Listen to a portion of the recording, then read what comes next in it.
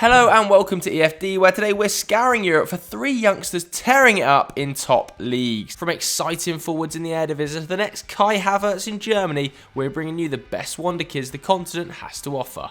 Let's start in the Netherlands. Antony. Unlike players like Barcelona and Spain youngster Gavi, who has leapt onto the scene this season, or Tonali, who has rebuilt his reputation after a challenging first campaign with Milan, Ajax's Antony has been excellent for quite some time now.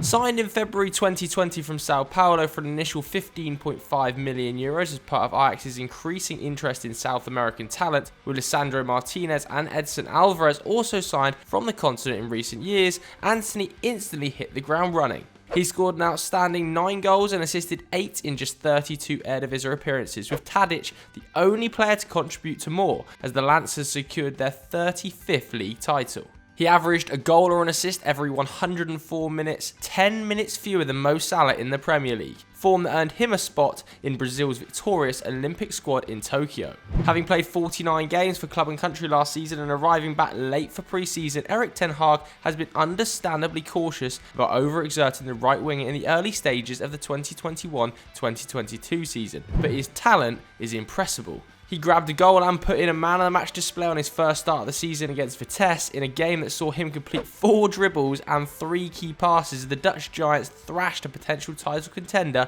5-0. His first Champions League game of the season was even more spectacular. Having featured in 4 of their 6 games last year before they exited the groups, Antony was no doubt determined to establish himself in Europe's premier competition. He wasted little time, providing 2 assists as Ajax thrashed Portuguese champions Sporting CP 5-1, the 5th time in 10 games they've scored at least 5 in a match this season. As you'd expect for a winger playing in his second full season in Europe, his numbers are improving across the board, with his shots per 90 leaping from 3 to 4, third best in the Eredivisie, and his key passes going from 1.8 to 2.2.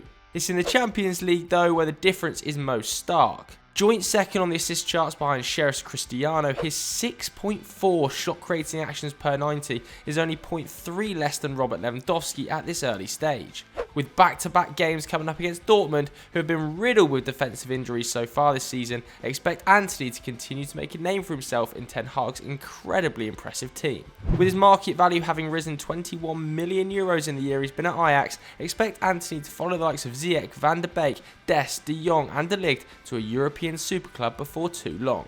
Bryan and Mbuemo. We considered plenty of youngsters for this video, with Jonathan David shining at Lille, Villarreal's Yeremy Pino excelling under Unai Emery, and Amin Gouiri continuing to impress at Nice. But instead, we stayed closer to home to put the spotlight on perhaps the rarest thing in football, a Premier League player finally receiving less hype than he deserves. Now, I'm not sure he technically classifies as a wonder kid, but that player is Bryan Mbuemo, who started every one of Brentford's 7 league games so far this season, as the Bees have quickly established themselves as one of the campaign's surprise packages, and not only capable of survival, but pushing for a mid-table finish. With a loss to Brighton souring their early season exploits, they've taken points of Arsenal, Liverpool and West Ham, and at the time of writing, only 6 teams have scored more goals, and only 3 have conceded fewer, with the result that the squad has gone from a valuation of £55 million last season on Transfermarkt to £180 million already.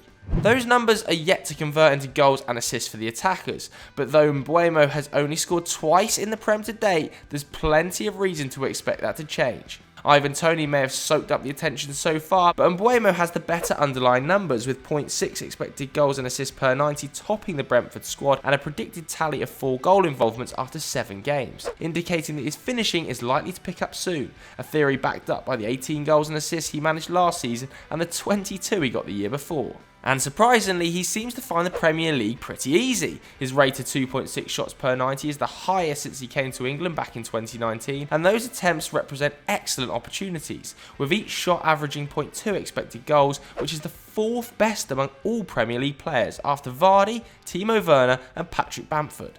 The 22-year-old has also improved as a dribbler, with 1.7 take-ons a game at a 70% success rate, compared to the 1 he managed per 90 last year at a 45% success rate.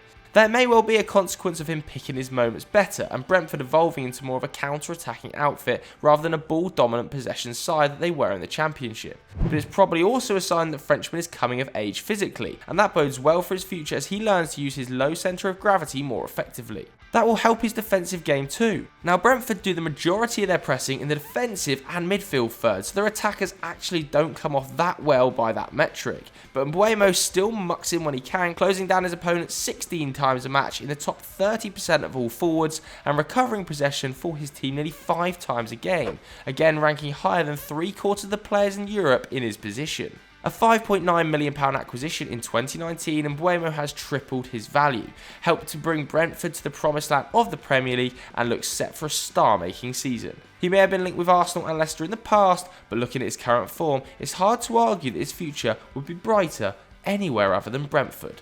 Florian Wirtz. Hardcore EFD fans probably noticed that Florian Wirtz appeared on our Golden Boy list, but frankly we felt that the German deserved a more thorough appraisal. Now 18 and a Bayer Leverkusen regular, you might be surprised to learn that he's not a product of the team's academy, instead joining in 2020 from Köln for €200,000.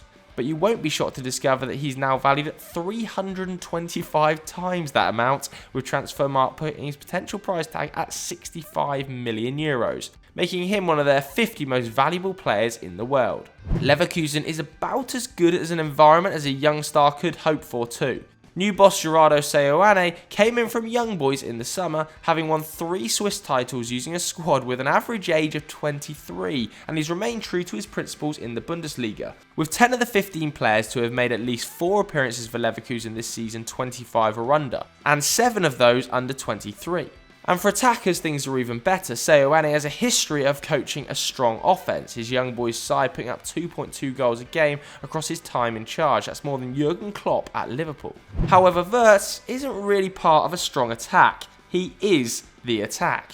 Despite playing only 58% of Leverkusen's available minutes this term, he's contributed more goals than anyone else in the squad, with 4 strikes and 5 assists to his name. Meaning across Europe, only Erling Haaland and Karim Benzema have been more productive in the early stages of the season. Coupled with his limited game time, that means Wirtz is getting his name on the score sheet every 41 minutes, and that's obviously unsustainable, because it would work out to 75 goal involvements across a Bundesliga season. But his underlying numbers are unbelievably special too, with 0.98 expected goals per 90, which places him 4th in Europe's top 5 leagues, and he only trails Lewandowski, Haaland, Borussia Mönchengladbach's Jonas Hoffmann. So just to reiterate, this guy is 18 and was born just 3 months before Ronaldo made his Man United debut. So far, we're yet to see a significant hole in the Wirtz game. 2.7 shots per 90 ranks him 17th in Germany, while 3.2 key passes is 3rd, matching Bruno Fernandes and Jack Grealish. And while that might lead you to think that he's essentially playing as a second striker given few responsibilities except for taking and making goal-scoring opportunities, he's actually heavily involved in Leverkusen's build-up, topping the squad for progressive passes, coming in 2nd for receiving progressive passes, completing 1.5 dribbles per 90, and even defending hard with over 20 pressures a match. Good for 2nd at the Bayer Arena. Overall, Wirtz profiles like the next evolution of an attacking midfielder, standing in the same relation to De Bruyne and Fernandes as they did to Mesut Ozil and Cesc Fabregas. Like those players, he has outstanding vision and goal threat, but like modern versions, he has positional awareness and defensive work rate. But along with his contemporaries like Mason Mount or Phil Foden, Wirtz has surprising acceleration and true comfort in wide positions, enabling him to pull out wide or cut inside to pick a pass or beat his man.